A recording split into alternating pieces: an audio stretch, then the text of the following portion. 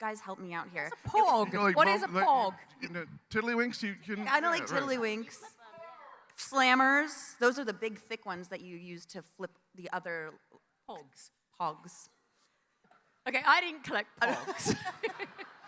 I remember having a collection. Do you remember those troll dolls? Oh, yeah. I had trolls, and I loved them. I had one with pink hair, one with yellow hair, and one with blue hair. And my little brother used to threaten me all the time that if I didn't give him my sweeties, he used to hold them all over the lavatory and say he was going to flush their hair down if I didn't hand over my candy supply.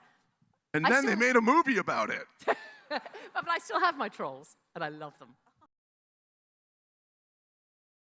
Welcome to the main stage here at the Javits Center, home of New York Comic Con. This very space is where all of the magic happens all weekend long. We are bringing you so many great panels and videos, some of them hosted by me, your video producer and host Ashley Victoria Robinson, and some of them hosted by a slew of amazing talent. If you want to be able to make sure that even though you're not with us or you're catching up at home, you see everything that happened this year in 2025, head over to thepopverse.com. We've got memberships, we've got so much access to all the coolest stuff.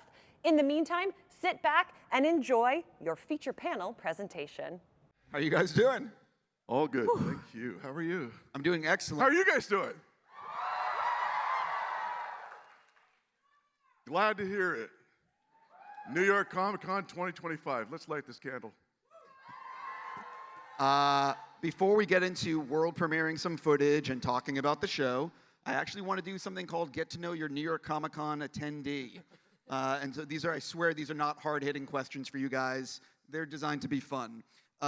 Is this anyone's first Comic Con?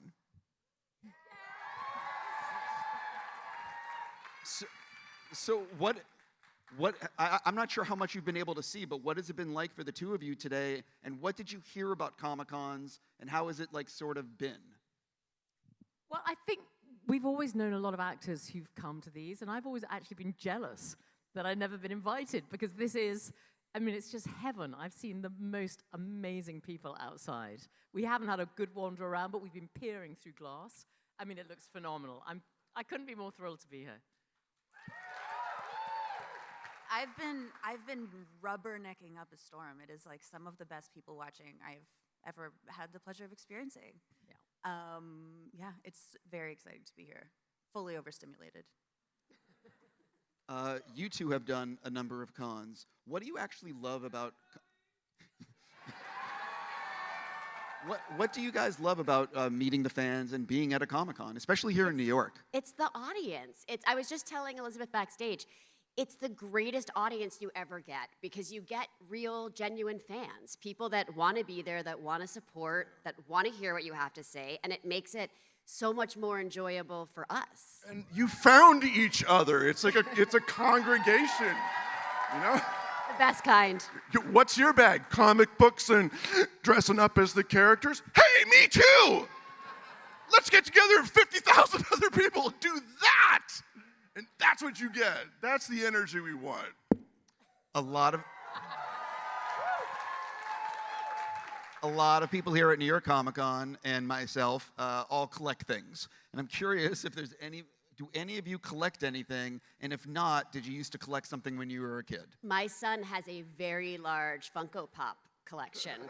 Yeah. And he's probably one of the only kids that I know that has Funko Pops of both of his parents. Which, yeah, of course, I have a few more. Just had to get that in there, sorry. Oh, me, I'm up, sorry. What did I collect? The word no. I'm totally lying. Like, come on. Probably bottle caps when I was a kid, Matchbox cars, now bows and arrows. And Oscars.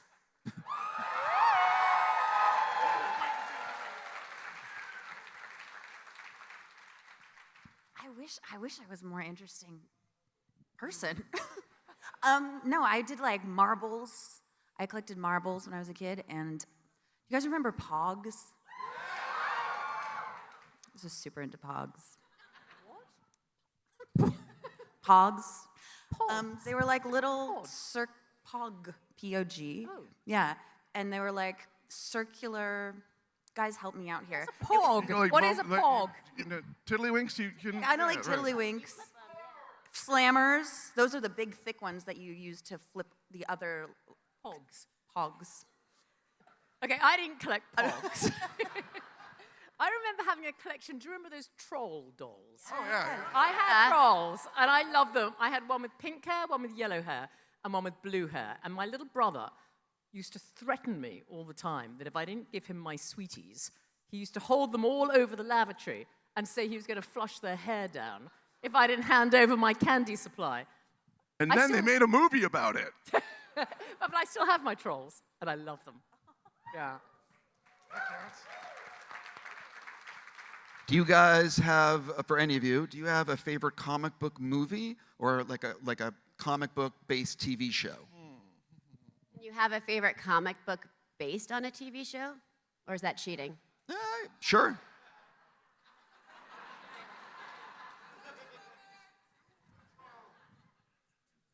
I heard a Doom Patrol out here. Oh, best job ever. Best catchphrase ever, and I'm not saying it on stage. Oh, look it up. That was your catchphrase? No. It was what the fuck? It's Comic-Con, you can say that. All right, fine. What the fuck?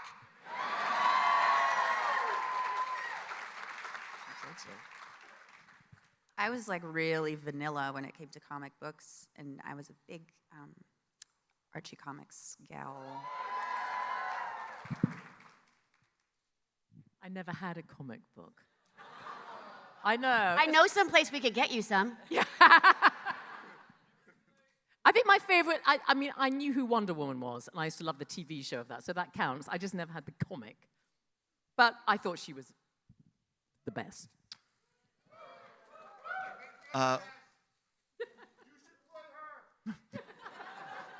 We're in New York City. There's some amazing food in this city. This is right down the road here. What's your favorite food? What do you got? Oh, sorry. What I actually really enjoy putting in my mouth the most. Well, this will be a relevant question to ask me later when we start talking about Breaking Bear. The new series by Tubi, which is free. I knew that would get him. Should we segue? Oh, we can. I was going to ask you if This is my first comic. I don't know how this works, man. What do I like to eat? I love sushi. I think sushi's fantastic. That's lots of variety, like that. That's me. Where do I like to eat here in New York? No, like, This is my what's- hometown. just like, what's your favorite food, if you have one? My favorite food, if I had, was sushi. I hate this question because the list is far too long. Right now, I'm really into French onion soup. Ooh, I'm having a real- Balthazar. Balthazar Yeah. in New York City. has Yeah, the yeah, best With French the onion soup. Gruyere I had it on yesterday. it, right? Yeah. I think when I come to New York, I have to have a hot dog. I have to. Good They're on the you. best here. You're right. You're right. Wait, but then don't forget the pizza. That's right too. A little Prince Street Proper pizza. bagels. Lactose intolerant, but yeah, it Have it ruins without the cheese. Can't have a pizza without cheese. No, because New York dough and sauce is so good. You kind of can here. Okay, I'll have it tonight. You know where has the best hot dog? Costco. That's right. The best hot dog. And it's $1.99. Fabulous. Better than Gray's papaya? Yes. Not a popular opinion, but This is what I'm talking about. This is why I ask these questions, to get to the Costco. I'm just thinking. So one last thing before we get into Breaking Bear. What is the last movie, TV show, or book that you've read that you'd like to recommend to everyone here in the audience? Start at the end of the line. This one. While I think about my answer. No, I won't. Well, there's a New York-based author called Harlan Coben who's written a load of brilliant thrillers, and he's my pen pal friend. We met and literally write to each other, and he sends me his new books just before they come out. I've just read his latest. It's the best. Wait, the one that Reese wrote with him? Yeah. And he's brilliant. He's my favorite, and for me, he's the sort of quintessential modern-day American thriller writer, and I love them. So that would be Harlan Coben.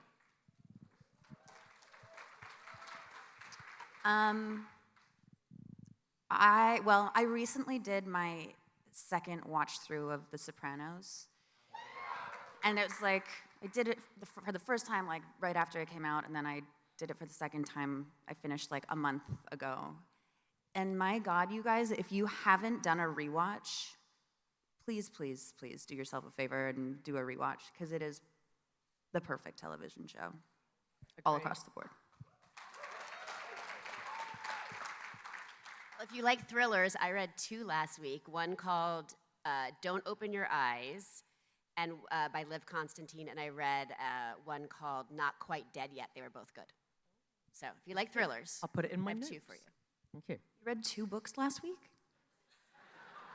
I fly a lot. That's all. What I watched recently, I rewatched the entire series of Twin Peaks. Fantastic. And whatever I read last was probably on the back of a box of cereal. Jumping into why all of us are here today.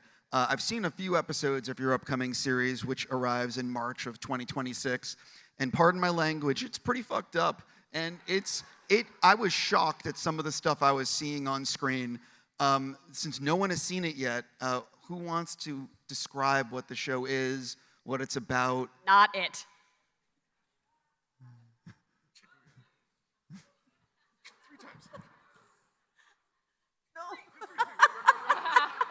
Okay, I'll do it. It's about a family of 3 bears, played by these 2, and Josh Gad, who's in Australia right now, who start making meth to save their forest from frackers. In a nutshell, that's the premise of our show. I mean, you guys, sometimes you have to do bad to do good. Right? It's also like absolutely rated R. No kids should watch this. No, do not let kids see the show. I just want to. That said, every kid's gonna want to see this.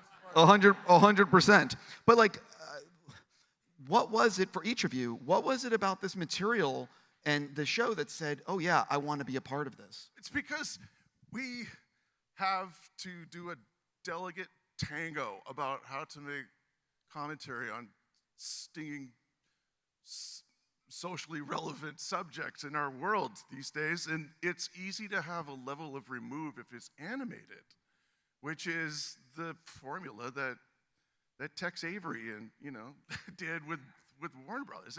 You sneak the subversive messages under the radar in the guise of a joke, and if it's a cartoon, hey, it's kid stuff, right?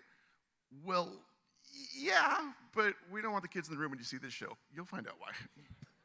But it's true. I think that I'd never really done an animated show before, but you do feel like you're hiding quite nicely and can be way more outrageous when it's not your face there. Isn't that awful? It's like being an internet troll, really. You could just say it, but it's not you.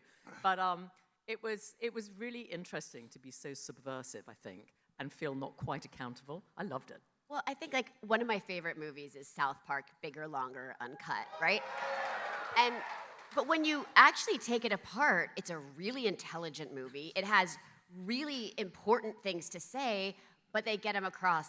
It would never be okay with live action to do and say the things they do. And I think that's sort of the envelope that we get to push with this. I mean, I certainly could not do this role on camera, I'll tell you that much. And neither could you, or you. You might be able to. Yeah, maybe. You might be able to. And just remember, it's the court jester who tells the truth. Whoa. Yes. I'm actually going to change the order of how I was going to do this because instead of everyone talking about their characters and blah, blah, blah, why don't we world premiere like the first clip from the show? So if we can play the first clip, that would be awesome. I was supposed to say for the parents, cover the kids' eyes and ears. I messed that up, and I apologize to everyone at Tubi and in the audience. What do you two want to say about your characters? just come see the fucking show. I really want to tell you what this show is about, but I'm kind of muzzled at the moment. Yeah, it's wow. Well, it's gonna get your attention. It's gonna make most of you laugh. I showed a teaser clip to the drivers on a movie I was doing last week, and the Teamsters thought it was hilarious. Our core audience is basically you. So make sure you check it out. Let's just say, just when you think we can't go any further, oh, we do. Well, I am curious, though, but what can you tease about the relationship between your two characters? Oh, well, we're brother and sister. Jer Bear is clearly a libidinous, if he was human, would be a big fan of the dude from Big Lebowski. And like all bears, classic bears from Yogi on forward, they're motivated by what? Food. Pretty simple. Well, he is about food, but also his more libidinous impulses too. Just wait until he gets interviewed by Tawny.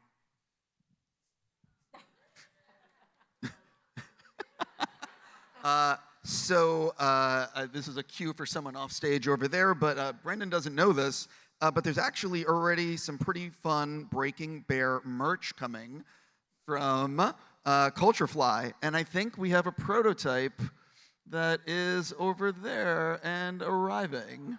Oh my God. Are you kidding me? That's so cool. All I ever wanted It goes right to Brendan. That's so cool. was my very own Jer Bear. They didn't know this was coming. Well, thanks. What do you got to eat? Where's Tawny? We should also mention, who wants to talk about Josh Gad's character? I can do it because I play Blair Bear, who's the middle sister, who has to take care of both of them because for some reason neither one of them seems to be capable of taking care of themselves. And Josh's character is really the traditional third child, the baby. She babies him completely, but it all changes once he discovers meth. I will say that the thing about Josh's character is the transition between normal Bear and when he partakes in... We call it the salt. In the salt. You know. So anyway, we have a second clip, again, world premiere, and obviously it goes without saying, please don't film the screen, not cool. If you see someone who is filming around you, you're allowed to punch them in the face. That is true. You will not get in trouble, I think. Anyway, let's play the second clip. Elizabeth, what can you tease about your character in that scene? Well, I play the Wolf Queen. I'm in charge of Wolf Hollow, and my enemies are the bears. So the wolves don't like the bears. The wolves vow to kill the bears. But they have, I'm not really allowed to say, but they develop a great relationship through the episodes. And as you can see, I've got a naughty little wolf prince, my son, who's absolutely enchanting, but I don't think Mummy Wolf treats him quite as most mummies treat their babies. They're quite outrageous together. And we do have another clip, which let's roll that as well.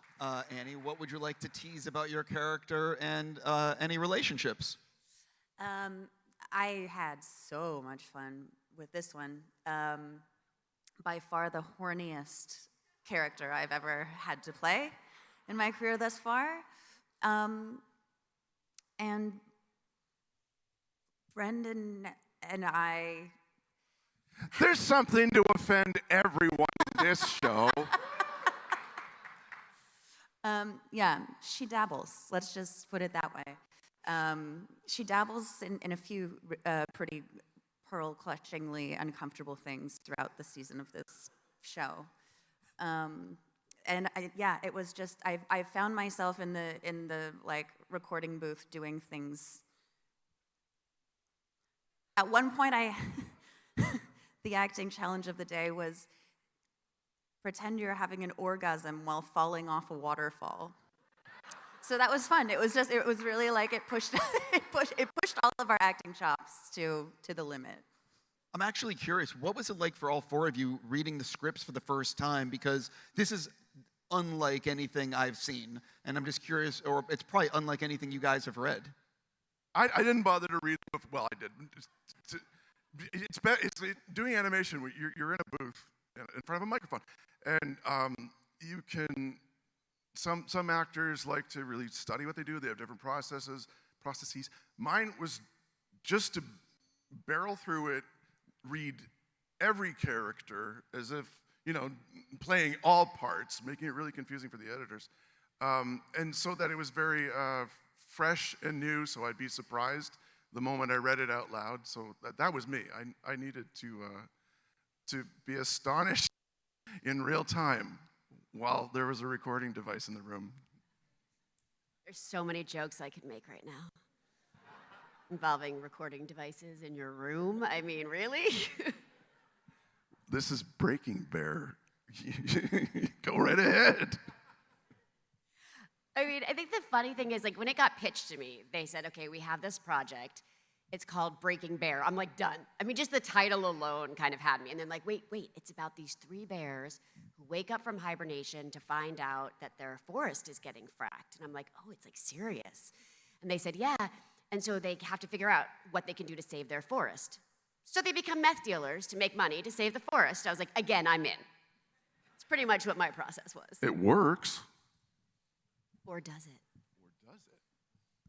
I think, like you just said, the strangest thing for me doing this was having to make noises as well as just act. We don't normally have to do that, do we? But there was a lot of, and it certainly feels self-conscious. So I always think, can I save all those to the end? Because I had to do a lot of attacking noises, rawr, sort of noises, and then howl. I'm like, howl, okay, really?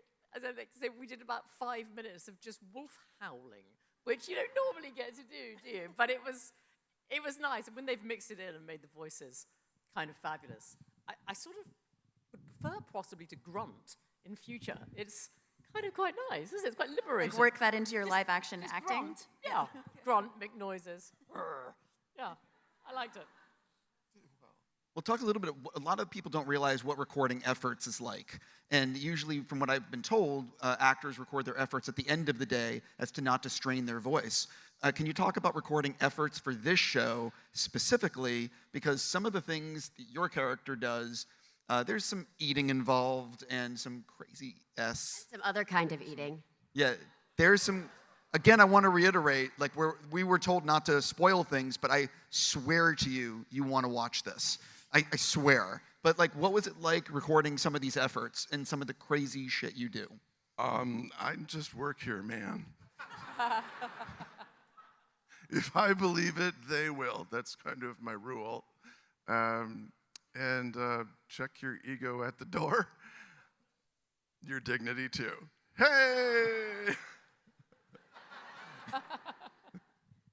Was there one effort though that you can you talk about, or like one thing that you know what I mean? I've had a really good career of screaming and shouting and smashing into things, so I think you've all heard it before. But yeah, I mean, look, just out and out, go for it, and try and make your mom blush. That helped a lot. If I had that image in mind, yeah. Your mom, not mine. I mean, like Brendan, I've done my fair share of grunting and fighting and all of that. I had some new sounds I had to make as well that I can't even describe right now. And there's no research you could do to find some of these experiences that our characters had to be able to base it. So you just really, imagination was very key. I spent about 15 minutes in the recording booth, making efforts as if I was exciting a monster-sized penis.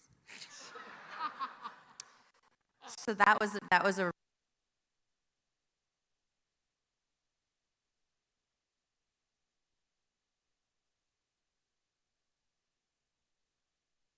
That's when I was getting desperate. I'm deceased. You get to hold Jared. Thank you.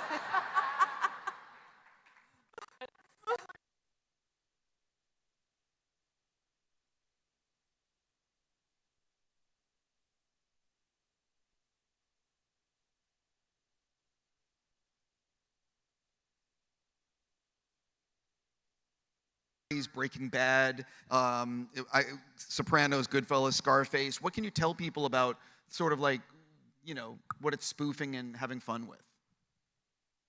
I think we're allowed to tell them nothing. That's what they said backstage. Well, I'll say that in the clip you saw, how many of you guys noticed the Winnebago? Right, and you noticed two people coming out who had been cooking things. Okay, so basically, I guess that's the tease. Yeah. You know what I mean? It's like, anyway. This is so hard, you guys, because we really are so proud of this, because it's so pushing the envelope, and we want to share it with you, but we're just not allowed. Well, one of the things, Andy, I'm going to ask you a question. One of the people very involved in the show, one of the co-creators, is Tom DeLonge from Blink-182. And so talk a little bit about, I heard you had a meeting with him, your first meeting. Talk a little bit about that. Well, I am a huge Blink fan. Yeah, woo, big time. He also really wanted to be, not to interrupt, he really wanted to be here today, but they have a show tonight. I think it's Palm Springs, actually. But anyway, they're on the West Coast, so he really wanted to They're be on tour right now, yeah. So we had the opportunity in the springtime to go out for dinner and meet each other, and Tom was at this dinner, and I had a checking off of my bucket list moment that I didn't know was on my bucket list until it was physically happening to me, which was I was drinking like the loveliest glass of red wine. I was eating this delicious steak, and Tom was like this fucking close to my face talking about aliens. And the abduction, and the books that he's written, and all of the things, and I was like, this is fucking living. It was incredible. He's fascinating, this guy. I have so many follow-ups to that. You know what I mean? But so one of the things about talk about the way your voice for each character, and because it's obviously you, but you're doing a voice. Talk a little bit about how you came up with the voice and how it was directed to a certain way. Or was it just your... What you see is what you get. Yeah, I was going to say, or is it just your voice? Ibid. That means, yeah, same answer. Yeah. Goodness, it's an exaggerated version of our voices, I think. You know, it's like you don't want it to be just straight, so you sort of have to make it bigger, make it broader, higher, lower, whatever those fluctuations are until you find the character. But the dialogue makes it pretty easy to find the character quickly. I think so. I think you use your own voice, and then sometimes when you come back in, when they've done quite a lot of the animation, they might do some tweaks. And also when you see yourself animated, tweaks suggest themselves to you as well. But I think on the whole, I didn't put on a different voice for the whole thing. Did you guys? No, but we did record the bulk of it before we really did get to see any of the animatics and stuff. But we then were fortunate enough to get a second go with some of the animatics. But most of it we did without seeing it. There are cameos in this show that are voiced by proper character voice actors who do a pretty good, approximation mimic. I won't name names at the moment, but just pick the greatest hits in the last 10 months. And so, we do use that process of creating known characters to an audience to spoof them. I don't know. I don't know what the process is for those kind of it. Do you know the guys who do like Billy West? And he's like an innovator. He's someone who. Yeah. Well, Chris Dimitropoulos, who does a lot of voices on the show, he's a big voice, and he can do. He's crazy. Yeah. Talented, crazy talented. I didn't clarify that. I didn't mean it. It was basically just me, but I got to do. Tawny has sexy voice. Well, there's horny voice, there's working woman, like reporter voice, and then there's just normal voice. So I could kind of I had the fun of being able to jump between the three versions of her. Yeah. Well, one of the things that I really also appreciated about the show is the way it does work in real issues with this outrageous, crazy shit. You know, you see it in the clips already about the fracking and, you know, the smoke coming up. And can you sort of talk about how the show does get into real stuff, but also has a lot of comedy and a lot of funny stuff? I think if we don't laugh at the situation our world is in, we will cry. So this is just a great situation, a great way to laugh at you know, the shit show the world is. We need this one more than ever right now. That, and we also need films that uplift and underline our humanity. So, you know, look, we're getting it from both sides now. Yeah. I definitely have to switch subjects if you guys don't mind. I'm on a panel and asking questions of Brendan and Elizabeth, and I'm a big fan of Bedazzled. I think you probably knew this was coming, but I'm glad everyone clapped, or a lot of people clapped. But I have to ask you guys, what do you remember about making that movie? Because it really made me laugh. It's just such a good-hearted, funny movie. And for people that don't realize, it was directed by Harold Ramis, who is an R.I.P. Harold Ramis, like Caddyshack, Stripes, what else? Ghostbusters, Groundhog Day. Just a great director. But can you guys talk about what it was like making the film, and when did you realize, oh wait, people really like this? It was 25 years ago, right? It was 2000. That was fast. Yeah, it was 25. Thank you. And you know, I hadn't seen it since 2000 until this summer, when a friend of mine, I had never seen it, so we sat and watched it together at home. And you know what, Brendan?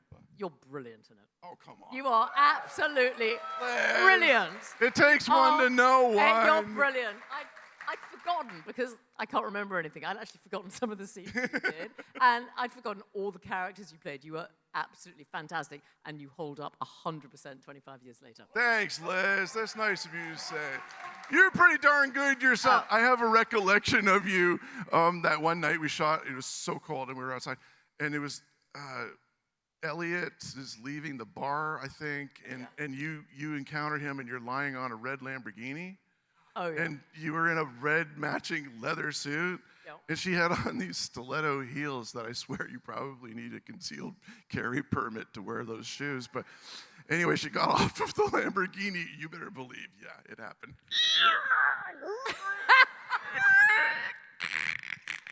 The thing is, Brendan's really sweet in real life, and you were quite shy 25 years ago, weren't you, Brendan? I was. And the funny thing is, when you have a two-handed show, I feel that whatever characters you've got, you sort of,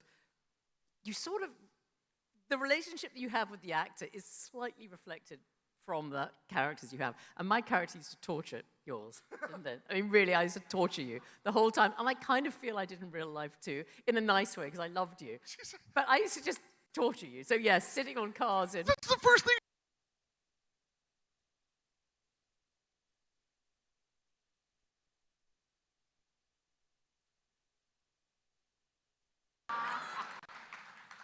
Yes, Liz, yes, you do. Well, I'll tell you, bucket list for me was initially getting to meet you. Like, Elizabeth, you are such a goddess. Like, literally one of the most beautiful... No.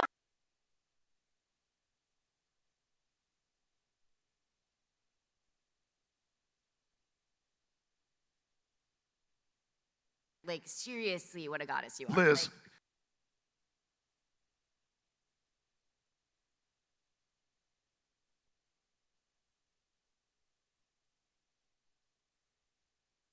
Like, I just outed her. I did one, actually. I made a pillow during Bedazzled, didn't I? And I embroidered Bedazzled into it. That's true. Old before my time. Aw.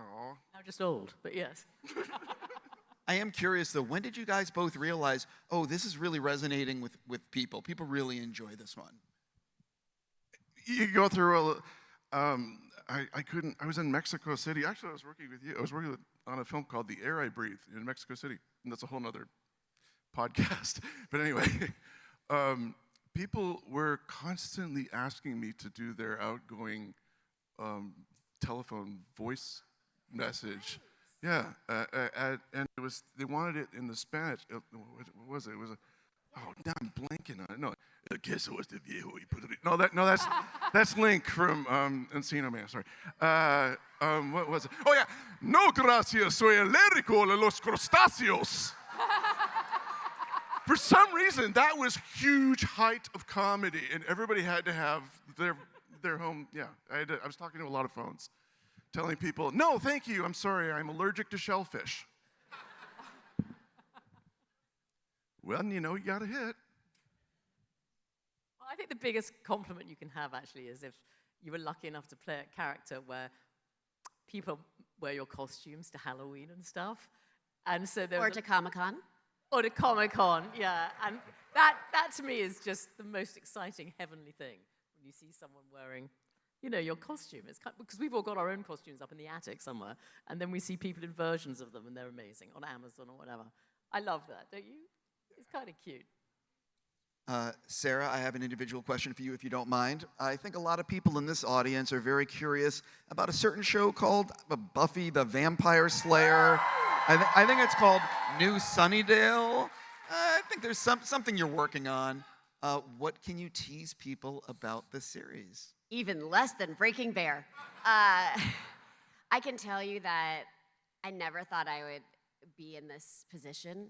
I thought, I love the show. Like, I love the character, and I'm so happy with the story we put out there that I thought, well, how do we touch that? And people throughout the years have come to me and said, okay, I have this idea, and I just never felt right. And when Chloe Zhao came to us with this idea, it was the first time I thought, okay, this is the end. Like, this is how we go back and we visit the world. And you look at the world today and you realize that young kids now more than ever need that superhero. They need that character that's not the most popular, that's not the most beautiful, but it's the one that saves the world, right? And it felt like the right time and the right people and the right way to honor it. That being said, we're taking our time with it, and I know it's frustrating to a lot of people how long it's taking, but unless we know that we have it 100% right, we just don't feel right putting it out there. So when we know it's in the place is when we get to hopefully share it, and it's pretty amazing to, put back on those shoes. So, pardon me, and this is me being not knowing, and I apologize, but have you filmed? Are you filming in the future? Like, where is it in the development? So we filmed a little bit, and we have this incredible young girl starring in it, a little girl named Ryan Kira Armstrong, who was in Skeleton Key and on The Lowdown, if you've seen it, another great show. Yeah. And now we're just going to watch it and edit it and make sure that we're honoring this legacy, because it means as much to me as it does to all of you. And so we just have to, we gotta do it right. If we're going to do it, we're only going to do it right. That's the only reason to do it. Yeah. Sure. Thank you. Annie, an individual question for you. I definitely have to bring up Schitt's Creek. So at what point did you realize that show was like, wait, this is really something special? And what was it like, actually, because the buzz on the show got bigger and bigger each year.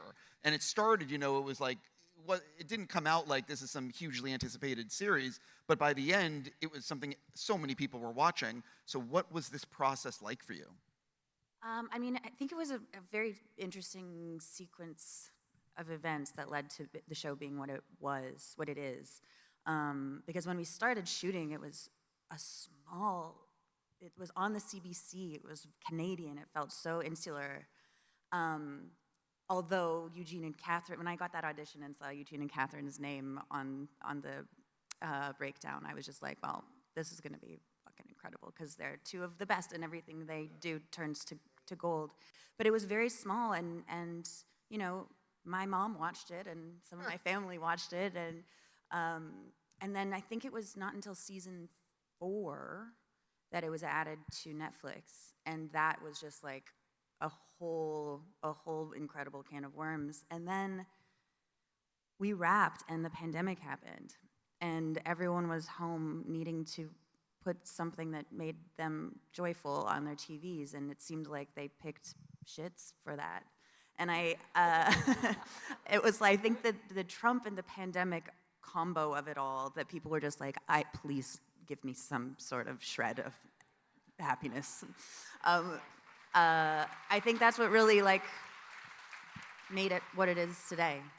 Do you have a favorite season? Season 4, I think, is my favorite.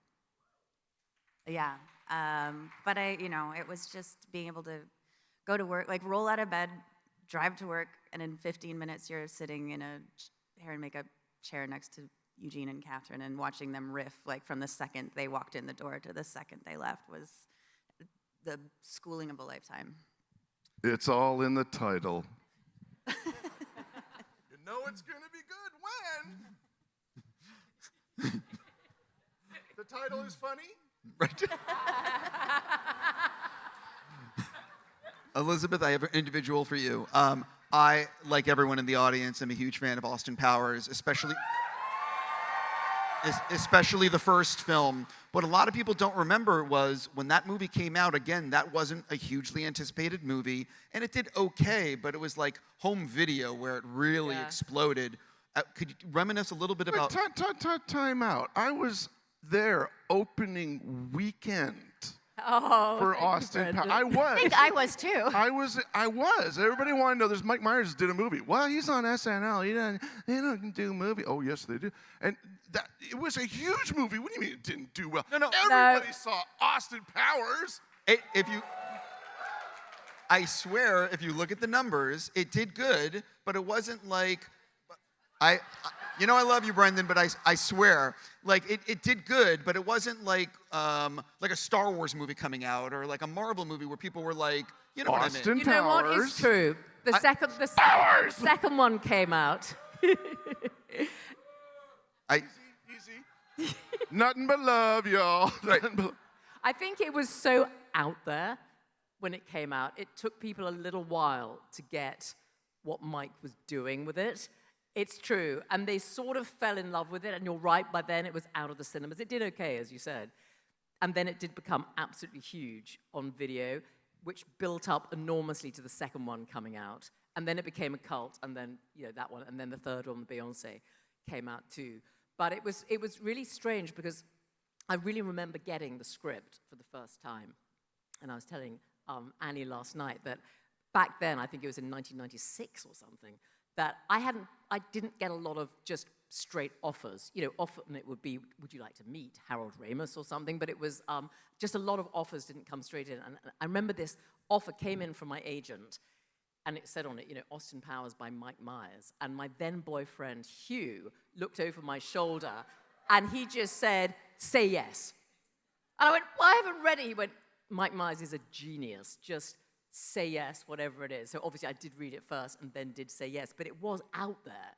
I mean, it read like a script I'd never read before because it was bonkers, but it was great bonkers. And then I think when people fell in love, I fell in love with Mike with his teeth and his wig, and he was so sweet. It's nice when your leading men are sweet. I like sweet leading And the men. prop comedy with the Dr. Evil the the cat. peekaboo, where she's like, doing what she does best. Be naked. That was a reshoot. Funnily enough, that was a reshoot. That big. Hiding the parts. That's hilarious. Pejorative, but funny nonetheless. When did you realize, though, that Austin Powers was really, like, people love this movie? Well, I think it's, as I said again, it's that strange thing when you see people wearing your costumes to Comic-Con or Halloween or something. And then I think you really realize it was one in that sort of silly area of film where there's something silly to pick up, which I love silly. And I think it's then when, some of my friends would wear not my real costumes, but my imitation costumes. And that's a very, very strange thing when that first happens. I have an idea for Halloween. Yeah. It's a funny thing, and it's very nice. It's nice when you did something, even though it was so long ago, that people still can reference for something, and if the film holds up, but because not everything holds up, but some films hold up nicely, and it's nice if you happen to have got lucky to be in one of those, I think. Brendan, I have an individual question for you. I have not seen it yet, but I've heard so much good buzz about Rental Family, which is coming out this fall. What can you tell people about it? And why'd you want to do it? Rental Family, you're going to feel like you've been in Japan for 2 hours if you come see this film. November 21, if you can't get into Wicked, come and see Rental Family. See both. I'm supposed to say nice things about this movie, but it really is a good movie.